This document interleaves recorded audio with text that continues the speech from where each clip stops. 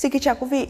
Theo số liệu của Hải quan Việt Nam tháng 5 năm 2024, kim ngạch xuất khẩu cá tra Việt Nam đạt 167 triệu đô la Mỹ, tăng 5% so với tháng 5 năm 2023.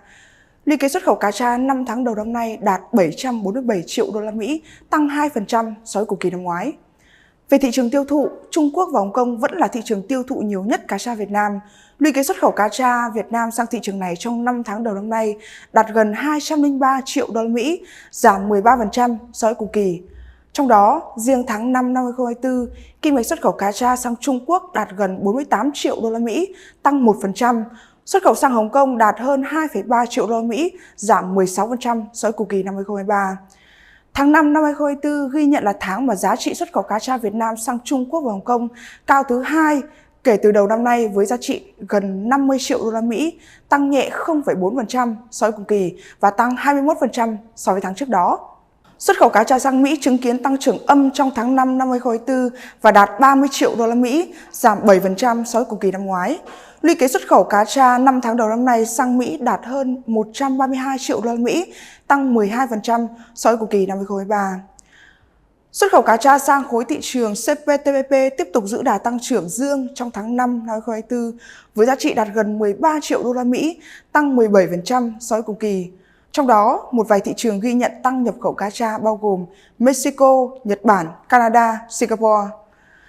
Tính đến hết tháng 5 năm 2024, xuất khẩu cá tra sang CPTPP đạt 103 triệu đô la Mỹ, tăng 9% so với cùng kỳ.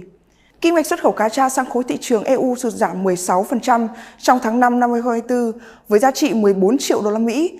Lũy kế xuất khẩu 5 tháng đầu năm nay sang thị trường này đạt 70 triệu đô la Mỹ, giảm 9% so với cùng kỳ năm ngoái. Mặc dù kim ngạch sụt giảm, tuy nhiên nhiều thị trường trong khối EU ghi nhận tăng nhập khẩu cá tra Việt Nam trong tháng 5 năm 2024 bao gồm Bulgaria, Hungary, Cộng hòa Séc. Việc Mỹ và EU siết chặt nhập khẩu thủy hải sản từ Nga tiếp tục mở ra cơ hội lớn cho cá tra Việt Nam. Trong khi đó, nhu cầu cá tra tại Trung Quốc kỳ vọng sẽ cải thiện khi các chính sách hỗ trợ nền kinh tế của nước này thẩm thấu. Triển vọng xuất khẩu cá tra Việt Nam sẽ duy trì tích cực trong nửa cuối năm nay, đặc biệt là các thị trường chính như Mỹ, Trung Quốc. Theo báo cáo triển vọng kinh tế toàn cầu tháng 4 năm 2024, Quỹ tiền tệ quốc tế nâng dự báo tăng trưởng năm nay của Mỹ lên mức 2,7% và của EU lên mức 0,8%.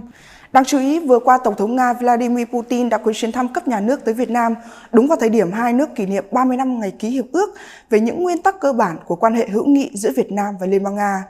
Sự kiện này có ý nghĩa quan trọng làm sâu sắc hơn nữa quan hệ đối tác chiến lược toàn diện Việt-Nga trên tất cả các lĩnh vực và nâng tầm trong tình hình mới. Đặc biệt trong bối cảnh hai nước đang nỗ lực hiện thực hóa về tuyên bố chung về tầm nhìn, quan hệ đối tác chiến lược toàn diện đến năm 2030, đồng thời mở ra những cơ hội mới cho giao thương xuất khẩu, trong đó có xuất khẩu cá tra Việt Nam sang Nga. Trên đây là bản tin nhận định thị trường thủy sản của VASEP. Xin cảm ơn quý vị đã chú ý theo dõi. Xin kính chào tạm biệt và hẹn gặp lại.